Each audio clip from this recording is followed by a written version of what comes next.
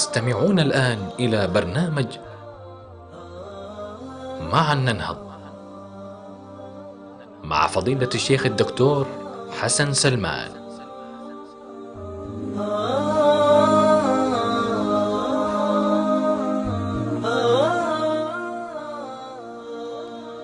بسم الله الرحمن الرحيم.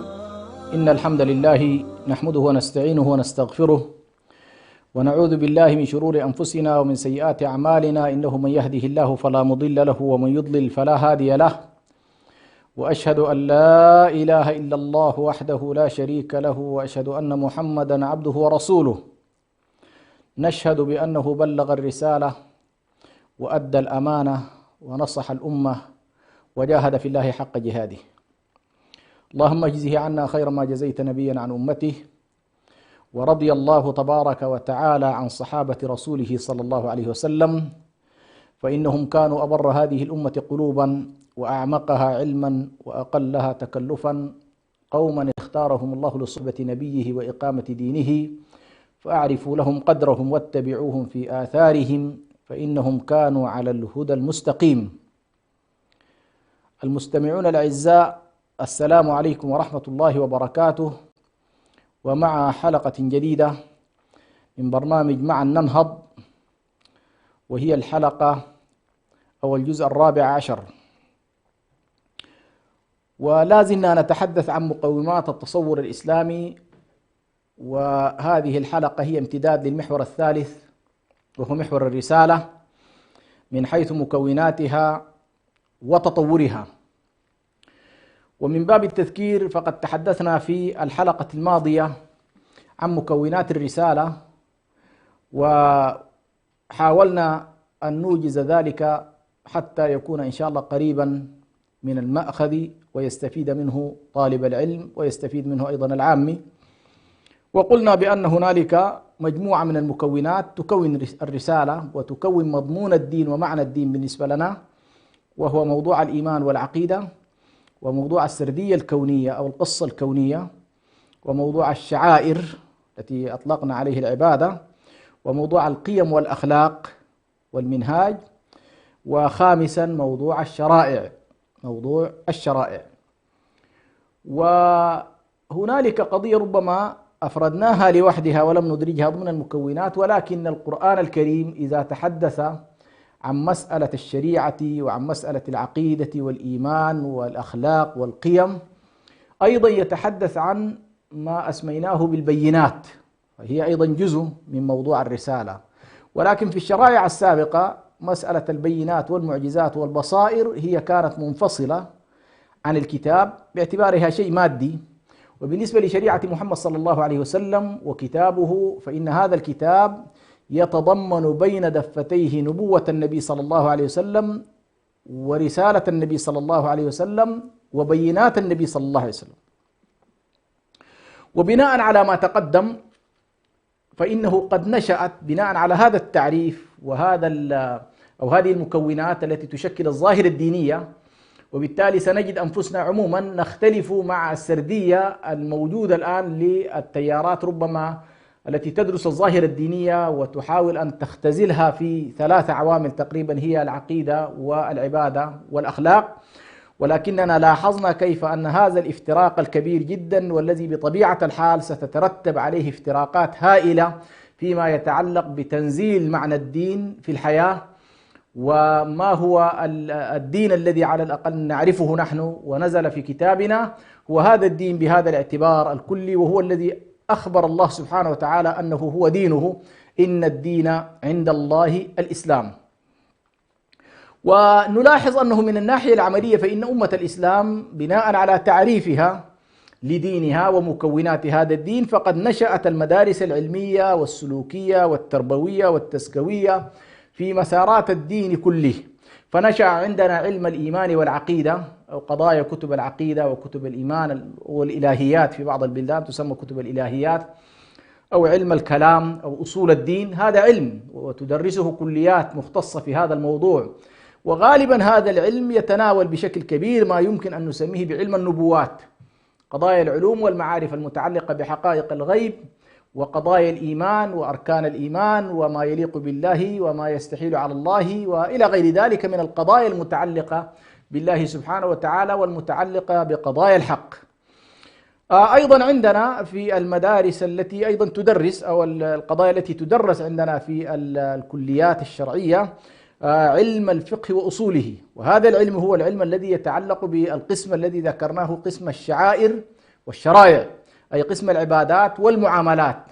فنلاحظ كليات الشريعة وطلاب الشريعة الذين يدرسون الفقه فإنهم غالبا يذهبون لدراسة هذا المجال، وبالتالي سنلاحظ بأن الشريعة في معناها الآن العرفي على الأقل الذي هو سائد بين الناس، وكليات الشريعة التي تدرس هذا المجال فإنها تختص بهذا الجانب ولا تختص مثلا بعلم أصول الدين.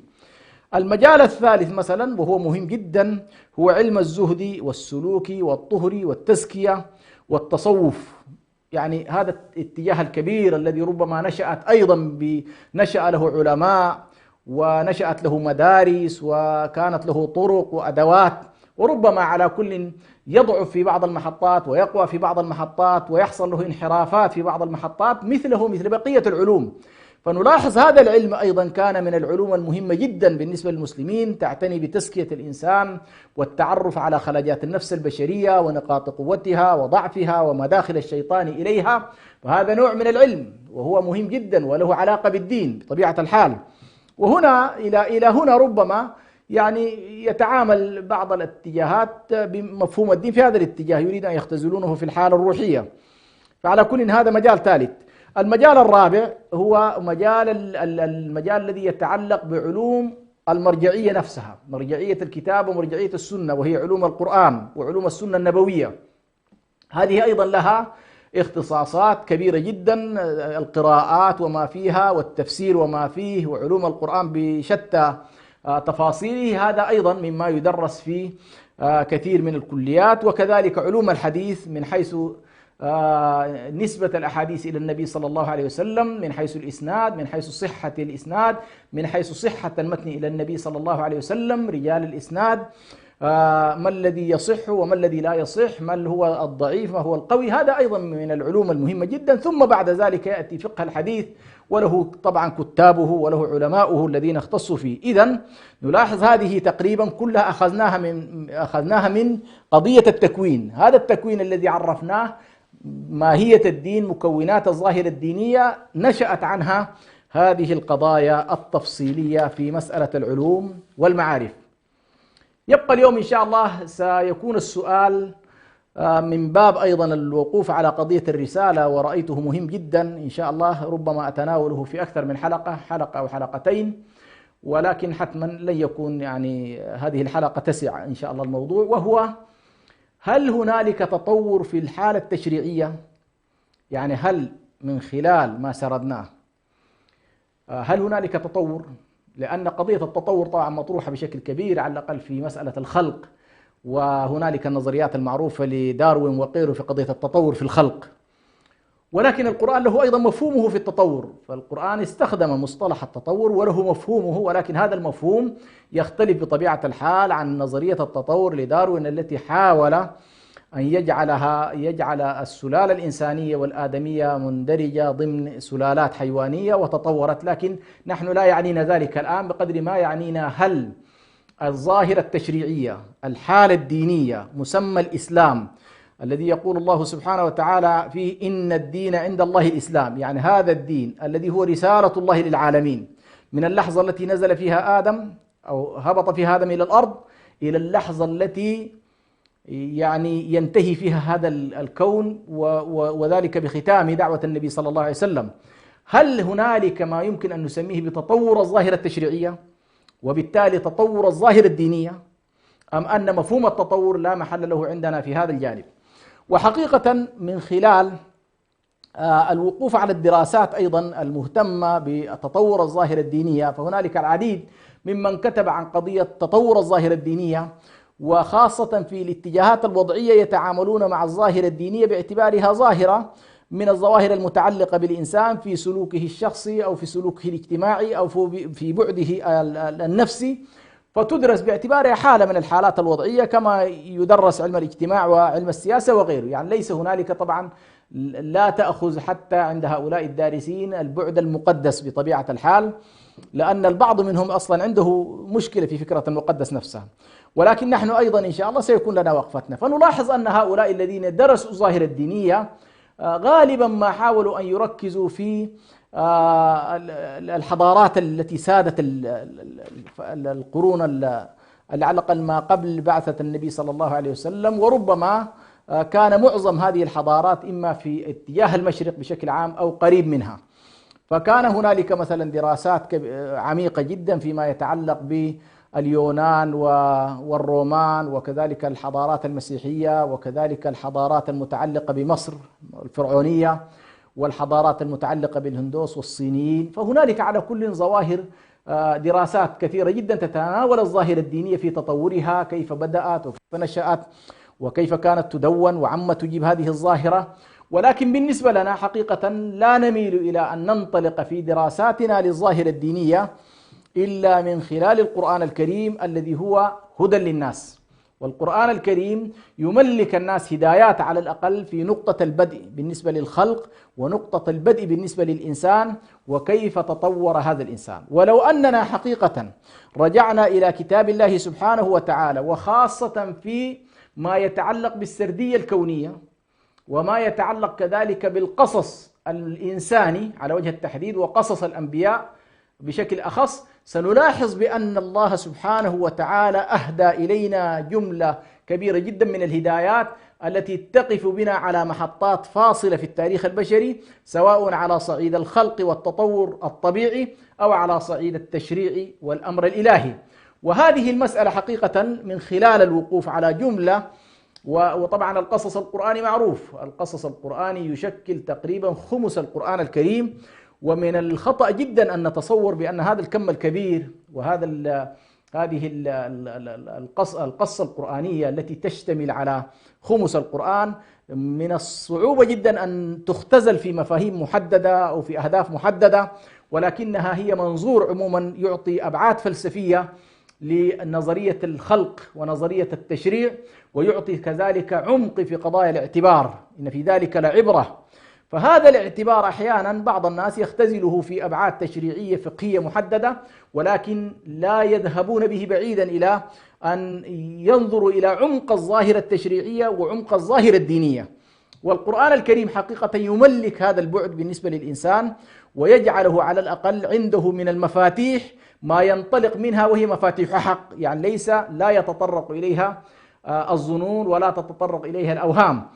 وهذا إن شاء الله ما سنأتي إليه. فمثلا في سورة البقرة وسورة آل عمران وسورة الأعراف، وكذلك يعني سورة الشعراء على وجه التحديد، وسورة النمل، العنكبوت، هذه وغافر، هذه كلها ربما من السور، وسورة يوسف عليه السلام، سورة هود عليه السلام، سورة نوح عليه السلام، سورة يونس عليه السلام، هذه السور التي سميت بأسماء الأنبياء، نلاحظ بأنها تحمل في طياتها منظورا عميقا في دراسة التاريخ البشري، دراسة علم العقائد، دراسة نفسيات الشعوب، طبيعة الملل، إشكالات الأنبياء مع شعوبهم، التطور التشريعي، ما هي الأشياء التي نقتنصها في التشريع من كل قصة من قصص الأنبياء، ما هي نقطة التطور الطبيعي التي حصلت في حياة الإنسان منذ لحظة آدم عليه السلام إلى غير ذلك. هذه قضايا على كل إن شاء الله سأقف عليها بقدر الإمكان من خلال جملة من المحطات قد تصل إلى 10 أو أكثر قليلا،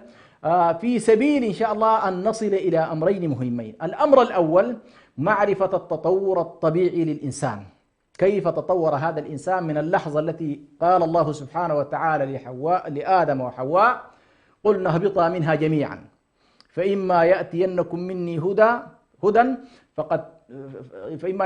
مني هدى فمن تبع هدايا فلا خوف عليهم ولا هم يحزنون. إذا من هذه اللحظة ومن لحظة الخلق إني جاعل في الأرض خليفة، نلاحظ بأننا سنتطور شيئا فشيئا في الخلق. فنحن أمام خلق ثم أمام جعل. إذا اعتبرنا أن الخلق هو نقطة البداية، خلق الله سبحانه وتعالى آدم وخلق منه زوجه، ثم بعد ذلك تحولت الأمور إلى أسر، ثم إلى قبائل، ثم إلى شعوب، ثم إلى أقوام، ثم إلى أمم. ونلاحظ أن القرآن الكريم يعبر بمصطلحين مهمين جدا. المصطلح الأول هو مصطلح الخلق، والمصطلح الثاني مصطلح الجعل. فعندما يتكلم عن الظواهر الإنسانية في تحولها بعد الخلق يعبر بالجعل، ويقول وجعلناكم شعوبا وقبائل لتعارفوا. بينما في الخلق يقول الله سبحانه وتعالى خلقكم أو خلق يا أيها الناس إنا خلقناكم من ذكر وأنثى. فالله خلقنا من ذكر وأنثى، ولكنه لم يخلقنا قبائل وشعوب، بل جعلنا قبائل وشعوب. وهذه طبعا مسألة مهمة جدا في كيفية التعاطي مع مفهوم الخلق ومع مفهوم الجعل في علم الاجتماع وعلم السياسة. مسألة مهمة جدا، وهو أن قانون الصيرورة والتحول وقانون الجعل يجب أن لا يخضع لمنطق الإكراه، ولكنه يخضع لمنطق الصيرورة الطبيعية، ويخضع للحالة السلمية العادية التي يتطور من خلالها الناس. وبالتالي هنا في إطار قانون الجعل السلطات لا تتدخل ولا تحاول أن تبرمج الناس نحو مسار اجتماعي معين. نأتي بعد ذلك إلى نقطة البدء إن شاء الله من خلال السرد على الأقل لقصص الأنبياء، وليست بالتفصيل طبعا كلها ولا أيضا نشملهم جميعا، ولكن كل رسول عندنا معه محطة من المحطات تفيدنا في عملية الانتقال البشري وتفيدنا في التطور البشري، وماذا أضافت البشرية مع كل رسول، وماذا أضافت النبوة مع كل مرحلة، ثم ما هي التشريعات التي واكبت هذا التطور البشري. حينها إن شاء الله سنلاحظ كيف أن القرآن الكريم يرسم لنا لوحة جميلة مهمة جدا فيما يتعلق بالتطور البشري وما يتعلق بالتطور التشريعي. يعني التطور التشريعي مصاحب دائما للحالة البشرية في تطورها. فعندما كانت الحالة بسيطة، رجلين أو رجل وامرأة وأطفال، هي عبارة عن أسرة. عندما تتسع المسألة وتصير على الأقل بمستوى قرية، بمستوى مدينة، بمستوى حاضنة أوسع، أيضا سينتقل معها وهكذا. وإذا كانت في بداياتها بسيطة وغير معقدة وعادية جدا، لا في مأكلها ولا في مشربها ولا في حيازتها للأرض ولا في الزراعة ولا في الثروة الحيوانية، إلا أنها عندما تتشعب وتتعقد سنلاحظ كيف أن القرآن الكريم ينقل لنا هذه التجربة الإنسانية كلها ليجعل المسلم على الأقل يعني مدرك تماما للحالة الإنسانية. هذه المسألة على وجه التحديد أيها المشاهدون الأعزاء، هذه الحالة جعلت العنصر العربي وهو في قلب مكة وهو في قلب الجزيرة العربية، عندما انطلق إلى خارج هذه الجزيرة العربية، فإن الصورة الذهنية والذاكرة التي تختزن بداخله تحمل الكثير من العلوم والمعارف عن الناس، بخلاف حالة الاستكشاف الأوروبي مثلا. عندما خرجت أوروبا إلى العالم وأرادت أن تنظر إلى القارات الأخرى، كانت تنظر إلى مركز الكون وعمق البشرية في أوروبا، فلم تكن تتصور بأن هنالك حضارات أو علوم أو يعني إنسانية تتمتع بمستوى من الوعي، من الإدراك، من الحضارة، من الثقافة. فاختزنت على كل الحضارة والعلم والثقافة كله عندها في أوروبا، فأصيبت بشيء من الصدمة الحضارية فيما يتعلق بخروجها عند حالة الاكتشاف التي على الأقل خرجت فيها عن أوروبا. لكن بالنسبة للعنصر العربي هو كان شخصية بسيطة أقرب إلى حالة الأمية. كان المجتمع كله كان يسمى المجتمع الأمي، والذي بعث في الأميين رسولا منهم. والأمية هي حالة غياب الكتاب. يعني عند المصطلح القرآني الأميين هم من ليس لهم كتاب، فالنبي صلى الله عليه وسلم رسول الأميين، أي من لم يبعث إليهم كتاب. هنا نلاحظ بأن هؤلاء، لأن القرآن الكريم نقل لهم تجربة البشرية منذ لحظة نزول آدم عليه السلام إلى لحظة بعثة النبي صلى الله عليه وسلم، أمم نهضت وأخرى هبطت، أمم هلكت وأخرى نجت، أمم بنت حضارات وأخرى فشلت إلى غير. فالرجل العربي القرآن الكريم استطاع أن ينقله نقلة فكرية ونفسية واجتماعية عميقة جدا وهو في قلب مكة، ما بين جبال مكة القاحلة وهذه المنطقة الصحراوية، لكن الشخصية العربية كانت في أفقها تستطيع تماما أن تدرك ما هو مراد الله سبحانه وتعالى. ولذلك عندما يدخل ربعي بن عامر إلى رستم مثلا ملك الفرس ويسأله ما الذي أتى بكم، تجد أن هذا الرجل يتكلم بكلمات عميقة وقوية، يقول لقد ابتعثنا الله لنخرج العباد أو لنخرج من شاء من عباده من عبادة العباد إلى رب العباد، ومن جور الأديان إلى عدل الإسلام، ومن ضيق الدنيا إلى سعة الدنيا والآخرة. هذا المفهوم الذي يعني يعبر عن طبيعة الرسالة المحمدية وطبيعة رسالة الصحابة رضوان الله عليهم إلى الناس لم يكن أمرا عاديا لولا أن هذا الصحابي تربى بين يدي رسول الله صلى الله عليه وسلم وتشبع من القرآن الكريم، فخرج بعد ذلك إلى البشرية وهو تماما يحمل أفقا واسعا للناس. إذا نحن إن شاء الله دعونا نبدأ من النقطة الأولى، وهي نقطة النشأة، وهي لحظة وجود آدم عليه السلام على هذه البسيطة وعلى هذه الأرض، وقد خرج من الجنة التي أعدها الله له، وكانت نقطة الابتلاء أن يدخل إلى هذه الجنة ويحصل ما يحصل، ثم يخرج بعد ذلك ليبدأ مسيرته الإنسانية. هنا طبعا القرآن الكريم حتى نكون دقيقين يعني لا يحاول أن يقوص بك في قضايا ربما لا تستفيد منها في قضايا الاعتبار. يعني ما الذي كان مثلا قبل آدم عليه السلام، وهل آدم عليه السلام هو رقم واحد ولا كان قبله آخرين وتم اصطفاء آدم من آخرين، هذه كلها بالنسبة لك الآن ليست مهمة على الأقل في التصور القرآني.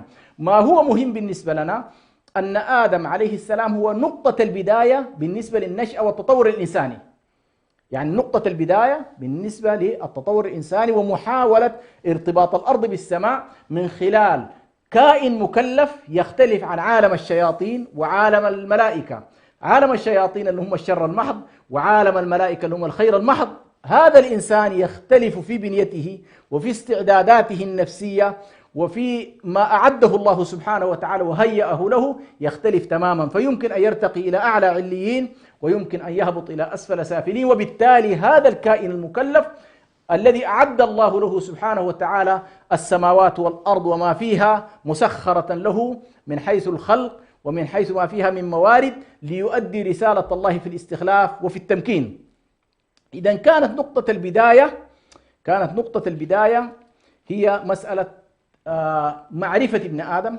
نحن الآن المقدمة هذه التي قصدناها هي يعني محاولة التعرف على هذا العلم أو هذا النوع من العلم من خلال ما أسميه بعلم النبوات.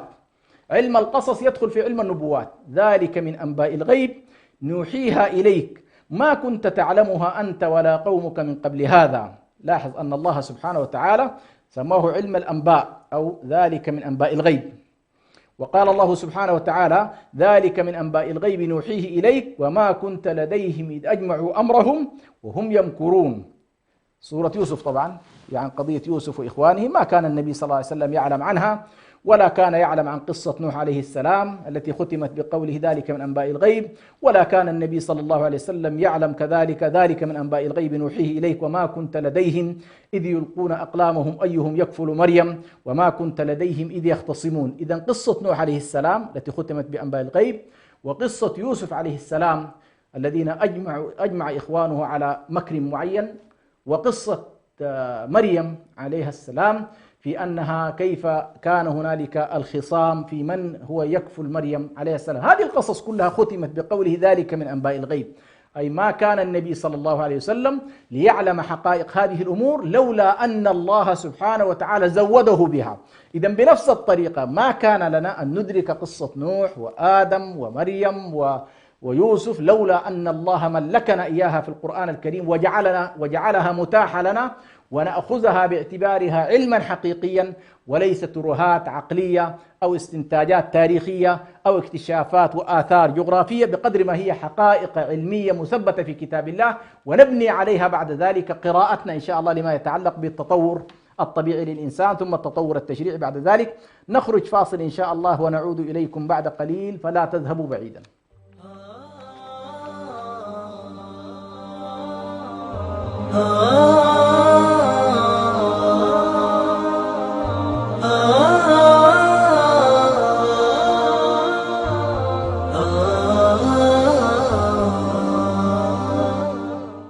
لم يكن الإعلام وليد عصر من العصور أو حضارة من الحضارات، فلا يوجد زمن من الأزمنة قديما أو حديثا إلا واحتل الإعلام مكانة فيه. ومن هنا انطلق راديو سلام مستخدما جميع الوسائل المتاحة على الأقمار الصناعية ومنصات البث على الإنترنت والتطبيقات ليصل إلى جمهوره ليكون وسيلة إعلامية مسموعة متخصصة في الشأن الإريتري، ويبث باللغتين العربية والتجرينية على مدار الساعة.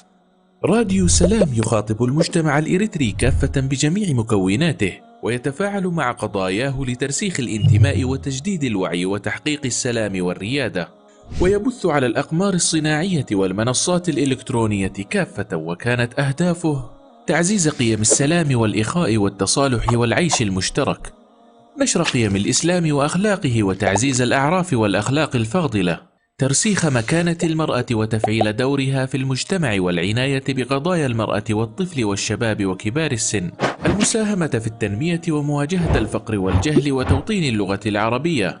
اكتمل بث راديو سلام على المنصات التالية: على القمر الصناعي نايل سات على التردد 12687، وعلى متجر الأندرويد والأبل، وعلى الموقع الإلكتروني سلامميديا61.com، وعلى جميع وسائل التواصل الاجتماعي. راديو سلام، سلام ووئام.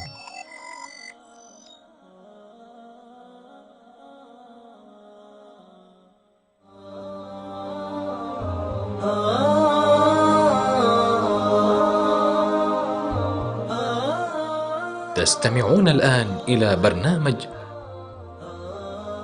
معا ننهض مع فضيلة الشيخ الدكتور حسن سلمان.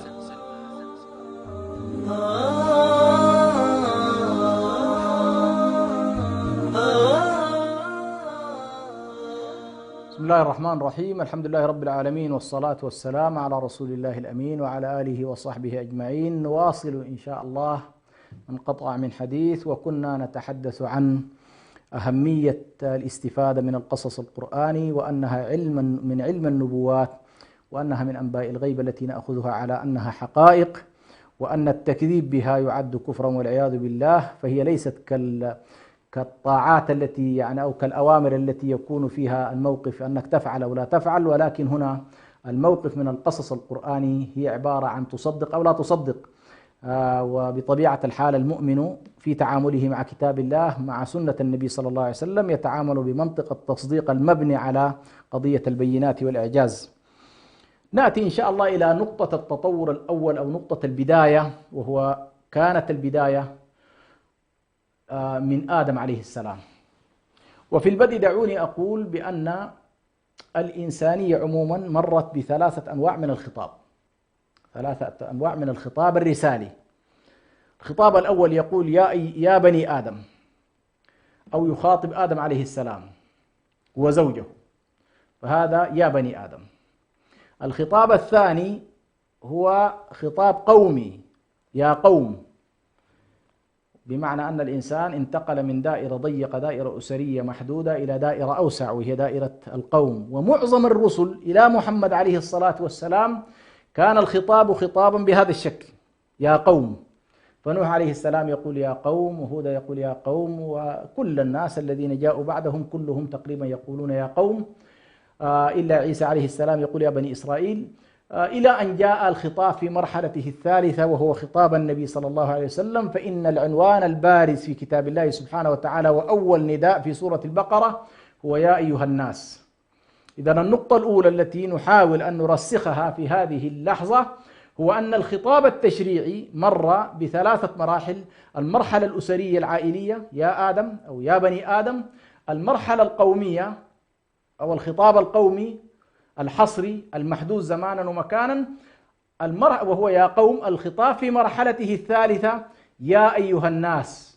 هنا نلاحظ أنه اتسع مكانا واتسع زمانا، وهو أكثر شمولا وأكثر عموما، وبالتالي هذا الخطاب في مرحلته الثالثة هو خطاب عالمي: وما أرسلناك إلا رحمة للعالمين. وكان الناس يبعثون كما قال النبي صلى الله عليه وسلم: كان الأنبياء يبعثون في أقوامهم وبعثت للناس كافة. إذن هذه أولا النقطة الأولى، وهي نقطة الخطاب التشريعي مر بثلاثة مراحل. ونأتي الآن إن شاء الله إلى النظر في كيف مرت هذه المراحل، وماذا أضيف في كل مرحلة من المراحل على مستوى التطور الطبيعي البشري وعلى مستوى التطور التشريعي. فآدم عليه السلام هو نقطة البداية بالنسبة للإنسان على الأرض، وهو الخليفة الأول، وكان الخطاب الإلهي معه مباشر: إني جاعلك للناس إماما، أو إني جاعل في الأرض خليفة، استغفر الله، إني جاعل في الأرض خليفة. وكان الالتزام بالنسبة لآدم عليه السلام أو التعليم من الله مباشرة، تلقي الأوامر من الله مباشرة، ثم بعد ذلك تلقي الأوامر عبر النذر وعبر الملائكة. ولم تنقطع عموما السماء عن بني آدم أو عن آدم عليه السلام تقريبا 1000 عام ما قبل بعثة نوح عليه السلام. ظلت البشرية كلها تباشر على الأقل، أو السماء ترعاها بشكل مباشر، والاتصال معها بشكل أو آخر موجود، والتوجيهات مستمرة: وإما يأتينكم مني هدى. فظل آدم عليه السلام لم تنقطع عنه على الأقل هدايات السماء وتوجيهات السماء وكيف يمكن أن يعيش في الأرض. وظلت على الأقل الفكرة الأساسية بالنسبة لآدم وأبنائه هو توحيد الله سبحانه وتعالى، والالتزام بالفطرة الأساسية، والالتزام بالمعرفة الأساسية في مسألة العلم التي على الأقل أخذها آدم عليه السلام وورثها بعد ذلك بنيه. هذه المسألة على الأقل تعتبر هي بداية الإنسانية، بداية الإنسانية. استمرت هذه الفترة تقريبا 1000 عام. في هذه الفترة على الأقل بالنسبة لآدم عليه السلام، باعتبار قرب العهد، عهد الله الذي أخذه على آدم، وباعتبار التواصل السماوي عبر النذر أو عبر الملائكة أو عبر التوجيهات على كل، والإلهام والإنباء لآدم عليه السلام، واستحضار ألست بربكم قالوا بلى، والتعرف على أن هنالك الشيطان بالنسبة لهم عدو، وأخبرهم الله سبحانه وتعالى بأن هذا هو عدوهم. على الأقل هذه المعاني البسيطة العادية جدا في قضية التوحيد ومعرفة العدو ومعرفة العلاقة مع الله سبحانه وتعالى، وأن تكون هنالك على الأقل علاقة قائمة. وهذه العلاقة بدأت منذ البداية بالاعتراف بالخطيئة والاستغفار منها والتوبة. إذن توحيد الله سبحانه وتعالى ومعرفة وجوده ومعرفة أنه الرب وأنه الإله وأنه المدعو وأنه الذي نسأله. وإذا أخطأنا مع الله سبحانه تجاه الله سبحانه أو تجاه أنفسنا، موضوع الاستغفار وموضوع التوبة باعتبار كانت نقطة بداية. إذن هذه هي ربما المسألة الأساسية بالنسبة لآدم عليه السلام. وبالتالي طبعا سنلاحظ بأنه التعقيدات التشريعية التي ربما وصلت أخيرا في رسالتنا نحن قد لا تكون طبعا بطبيعة الحال عند آدم عليه السلام. فمثلا كيف سيكون التزاوج، مسألة الحلال والحرام عندهم، ما هو المتاح من المأكولات، ما هو الغير متاح من المأكولات، هذه كلها طبعا قضايا مسكوت عنها والقرآن لم يدخل فيها، باعتبار أن المسألة كانت بدايات على كل. ولكن ما نلمسه في هذه المرحلة توحيد الله سبحانه وتعالى، تلقي الهدايات والرسالة، تلقي الهداية والرسالة من الله والاستعداد لذلك، مسألة التوبة والاستغفار، عصمة النفوس، باعتبار أن لما جاء أحد ابني آدم قتل أخاه، هنا كانت مشكلة واضحة أن الشعور والفطر عندهم أنه والله لا يقتل. وكانت على كل في فكرة القرابين، أنهم يتقربون إلى الله سبحانه وتعالى بقرابين معينة. وكانت دلالات القبول عندهم مثلا أن ما يتم التصدق به تأتي نار وتحرقه مثلا. فنشأت على كل أولى المعاصي في فترة آدم عليه السلام هي معصية الحسد. واتل عليهم نبأ ابني آدم إذ قربا قربانا فتقبل من أحدهما ولم يتقبل من الآخر. فهنا حصلت الحادثة، حادثة القتل، قال لأقتلنك. فهذه المسألة على كل أول نقطة، ربما أول معصية الحسد ترتبت عليها جريمة على المجتمع الإنساني وهي جريمة القتل.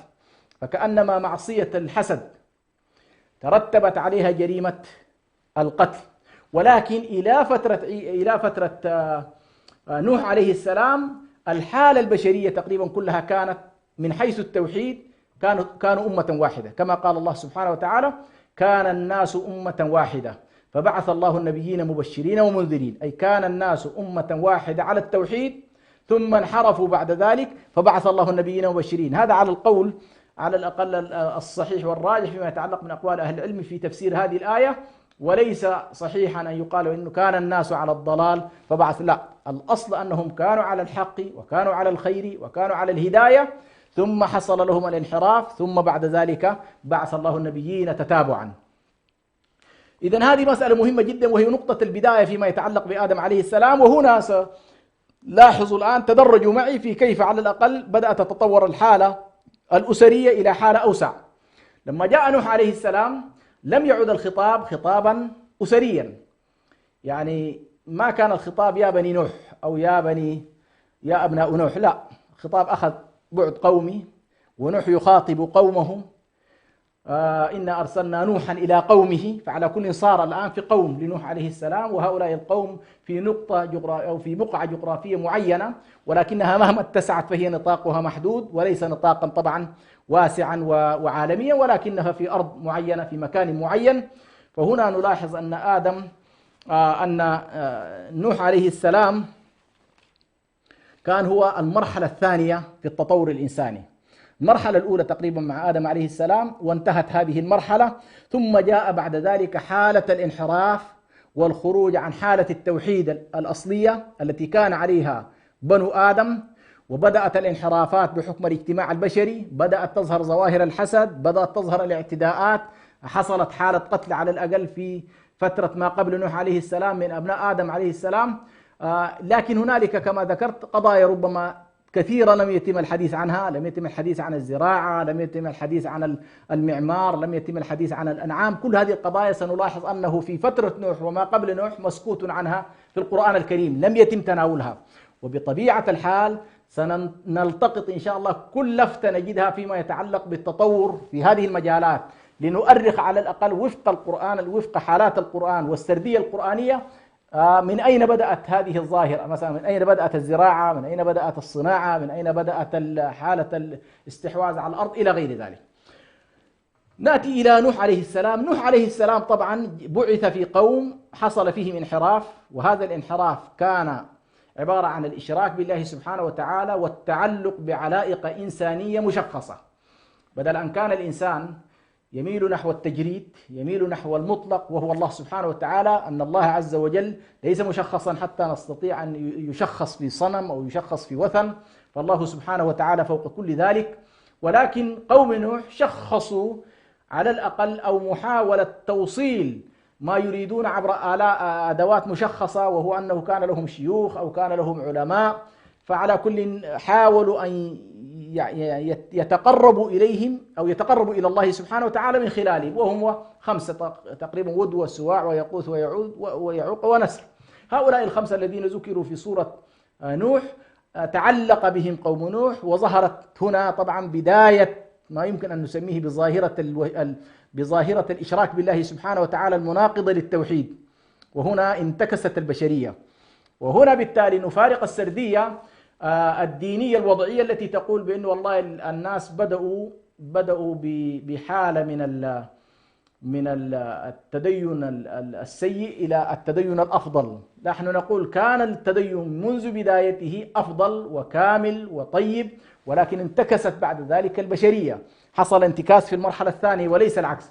فالله سبحانه وتعالى بسط الهدايات منذ لحظة آدم، عرف الناس بالتوحيد، عرفهم بربهم، عرفهم بخالقهم، عرفهم كيف يرتبطون به، كيف يتلقون الرسالة، كيف ينظرون ويتعاملون مع هذا الكون من خلال التعليم الذي علمه الله لآدم. كل ذلك كان بالنسبة للإنسان الأول معروف. جاء نوح عليه السلام، وطبعا هنا سنلاحظ بأن نوح عليه السلام أهم القضايا التي يمكن أن نسجلها في ما يتعلق بقضايا القيم والتشريعات، كان هنالك ثبات كما كان في حالة آدم، كان ثبات في قضية التوحيد، يعني آدم عليه السلام كان قائم على التوحيد، نوح عليه السلام أيضا قائم على فكرة التوحيد. آدم عليه السلام قائم على التقوى، نوح عليه السلام قائم على فكرة التقوى. هنا نلاحظ أيضا فيما يتعلق بالعلاقة مع الله أيضا قضية التوبة والاستغفار، كانت مع آدم عليه السلام منذ اللحظة الأولى التي حصلت فيها الخطيئة، أيضا مع نوح عليه السلام التوبة والاستغفار، يعني دائما كان يخاطب قومه: توبوا إلى الله واستغفروه. هنالك نقطة مهمة جدا أضيفت على الأقل في حالة نوح عليه السلام، وهي مسألة بر الوالدين. بر الوالدين هنا على كل لا نقول بأنها كانت بالنسبة لآدم عليه السلام غائبة، ولكنها يمكن أن نقول بأنها كانت فطرية عادية غير تكليفية.